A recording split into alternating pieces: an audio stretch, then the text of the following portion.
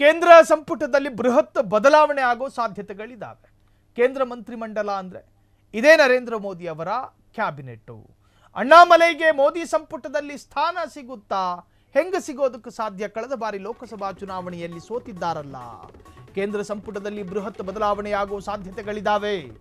ಕೇಂದ್ರದ ನರೇಂದ್ರ ಮೋದಿಯ ಕ್ಯಾಬಿನೆಟ್ನಲ್ಲಿ ಅಣ್ಣಾಮಲೈಗೆ ಸಂಪುಟದಲ್ಲಿ ಸ್ಥಾನ ಸಿಗುತ್ತಾ? ಬಿಹಾರ ಚುನಾವಣೆಯಲ್ಲಿ ಬಿಜೆಪಿ ಜಯಭೇರಿಯ ಹಿನ್ನೆಲೆ ಒಂದೊಂದು ರಾಜ್ಯದ ಒಬ್ಬೊಬ್ಬ ಮುಖಂಡನಿಗೆ ಗುಡ್ ನ್ಯೂಸ್ ಅನ್ನು ಕೊಡುತ್ತಾ ನರೇಂದ್ರ ಮೋದಿಯ ಸರ್ಕಾರ. ಮುಂಬರುವ ವಿವಿಧ ರಾಜ್ಯಗಳ ವಿಧಾನಸಭೆ ಚುನಾವಣೆ ರಾಜಕೀಯ ಸಮೀಕರಣಗಳನ್ನು ಗಮನದಲ್ಲಿಟ್ಟುಕೊಂಡು ಈ ತರಹದ್ದೊಂದು ನಿರ್ಧಾರ. ಮೋದಿ ಸಂಪುಟದಲ್ಲಿ ದೊಡ್ಡ ಮಟ್ಟದ ಬದಲಾವಣೆಯ ತಂತ್ರ.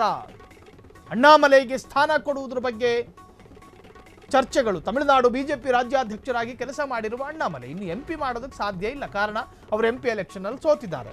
ಒಬ್ಬ ಸೋತಂತಹ ಅಭ್ಯರ್ಥಿಯನ್ನ ಎಂಪಿ ಮಾಡೋದಕ್ಕೆ ಸಂವಿಧಾನ ಒಪ್ಪಿಕೊಳ್ಳುವುದಿಲ್ಲ. ಹಾಗಾಗಿ ಕ್ಯಾಬಿನೆಟ್ ದರ್ಜೆಯ ಹುದ್ದೆಯನ್ನು ಕೊಡಬಹುದು.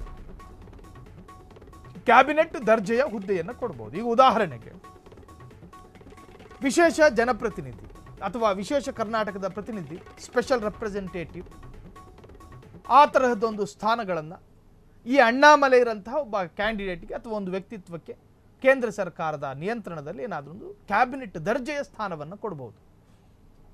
ಮಂತ್ರಿ ದರ್ಜೆಯ ಸ್ಥಾನ ಅದನ್ನು ಕೊಟ್ಟು ತಮಿಳುನಾಡನ್ನು ಆಕರ್ಷಿಸುವಂತಹ ಪ್ರಯತ್ನ. ಕಾರಣ ಏನು? ಲಾಜಿಕ್ ಇಷ್ಟೇ.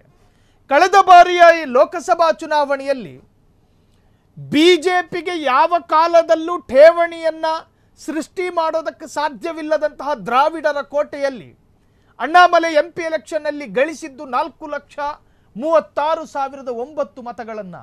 ಎಷ್ಟು? ಎಲ್ಲಿ ಗಳಿಸಿದ್ದನ್ನ? ಇದೇ ತಮಿಳುನಾಡಿನಲ್ಲಿ. ತಮಿಳುನಾಡು ಲೋಕಸಭಾ ಕ್ಷೇತ್ರಕ್ಕೆ ಒಳಪಡುವ 7ರಿಂದ 8 ವಿಧಾನಸಭಾ ಕ್ಷೇತ್ರದ ಸರಿಸುಮಾರು 4,36,009 ಮತಗಳನ್ನು ಅಣ್ಣಾಮಲೈ ಗಳಿಸ್ಕೊಂಡ್ರು. ಎಲ್ಲಿಯ ತಮಿಳುನಾಡು, ಎಲ್ಲಿಯ ಬಿಜೆಪಿ? ಬಿಜೆಪಿಯ ಒಬ್ಬನೇ ಒಬ್ಬ MLAಗಳನ್ನು ಗೆಲ್ಲಿಸುವುದಿಲ್ಲ ಅಂತ ಹೇಳಿ ಸಾಂಪ್ರದಾಯಿಕ ಪ್ರತಿಜ್ಞೆಯನ್ನ ಮಾಡಿರುವಂತಹ ತಮಿಳುನಾಡು. ಅಂತಹ ತಮಿಳುನಾಡು ರಾಜ್ಯದಲ್ಲಿ 4 ಲಕ್ಷ ಮತಗಳನ್ನು ಪಡೆಯುತ್ತಾರೆ ಅಣ್ಣಾಮಲೈ. ಅದಾದ ನಂತರ ರಾಜಕೀಯ ಹೈಡ್ರಾಮಾಗಳು ನಡೆಯುತ್ತಲ್ಲಿ. AIADMK ಜೊತೆ ಬಿಜೆಪಿ ಮೈತ್ರಿಗೆ ಒಪ್ಪಂದ ಮಾಡಿಕೊಂಡಾಗ AIADMK ಒಂದು ನಿರ್ಬಂಧ ಅಥವಾ ಒಂದು ಬೇಡಿಕೆಯನ್ನು ಇಡುತ್ತೆ. ನಾವು ನಿಮ್ಮ ಜೊತೆ ಮೈತ್ರಿ ಮಾಡಿಕೊಳ್ಳಬೇಕಾದ್ರೆ ಅಣ್ಣಾಮಲೈರನ್ನ ನೀವು ರಾಜ್ಯ ಅಧ್ಯಕ್ಷ ಸ್ಥಾನದಿಂದ ಕೆಳಗಿಳಿಸಬೇಕು ಅನ್ನುವಂಥ ಬೇಡಿಕೆ. ಆ ಬೇಡಿಕೆಯನ್ನು ಈಡೇರಿಸುವ ಮುಖೇನ ಅಣ್ಣಾಮಲೈರನ್ನ ರಾಜ್ಯ ಅಧ್ಯಕ್ಷ ಸ್ಥಾನದಿಂದ ಕೆಳಗಿಳಿಸಲಾಯಿತು. ಅದಾದ ನಂತರ ಅಣ್ಣಾಮಲೈನವರು ಒಂದು ಹೇಳಿಕೆ ಕೊಟ್ಟರು. ನನ್ನನ್ನೇನು ತಲೆ ಹತ್ರಕ್ಕೆ ಗನ್ನಿಟ್ಕೊಂಡೇನು ಬಿಜೆಪಿಯಲ್ಲಿ ಕೂರಿಸ್ಕೊಳ್ಳೋಕ್ಕಾಗೋದಿಲ್ಲ ಅಂದರು ಅಣ್ಣಾಮಲೈ. ಅದರ ಅರ್ಥ ಪಕ್ಷ ಬದಲಿಸುವ ಸೂಚನೆಯನ್ನು ಕೊಡ್ತಾ ಇದ್ರು ಅಣ್ಣಾಮಲೈ. ಈ ಎಲ್ಲ ಬೆಳವಣಿಗೆಗಳನ್ನು ಗಮನಿಸಿಕೊಂಡು 4 ಲಕ್ಷ ಮತಗಳನ್ನು ಪಡೆದಿದ್ದ ಒಬ್ಬ MP ಅಭ್ಯರ್ಥಿಗೆ ಒಂದು ಕ್ಯಾಬಿನೆಟ್ ದರ್ಜೆಯ ಸ್ಥಾನಮಾನ ಕೊಟ್ಟರೆ 2026ರ ಅಸೆಂಬ್ಲಿ ಎಲೆಕ್ಷನ್ಗೆ ನಮಗೆ ಸ್ವಲ್ಪ ಮತ ಸಮೀಕರಣ ಅಥವಾ ಒಂದು ಸ್ವಲ್ಪ ಲಾಭ ಆದೀತು ಅನ್ನುವಂಥ ಉದ್ದೇಶದಲ್ಲಿ ರಾಜಕೀಯ ಸಮೀಕರಣಗಳನ್ನು ಗಮನದಲ್ಲಿಟ್ಟುಕೊಂಡು ಈ ತರಹದೊಂದು ನಿರ್ಧಾರ ಮೋದಿ ಸರ್ಕಾರ ತೆಗೆದುಕೊಳ್ಳುತ್ತಾ ಗೊತ್ತಿಲ್ಲ.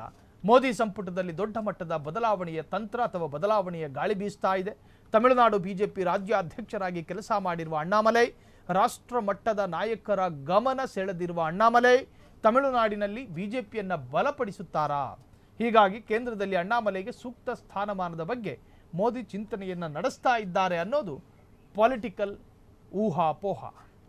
ಕ್ಷಣ ಕ್ಷಣದ ಸುದ್ದಿಗಳಿಗಾಗಿ ಫ್ರೀಡಂ ಟಿವಿ ಸಬ್ಸ್ಕ್ರೈಬ್ ಮಾಡಿ, ಲೈಕ್ ಮಾಡಿ ಹಾಗೂ ಫಾಲೋ ಮಾಡಿ.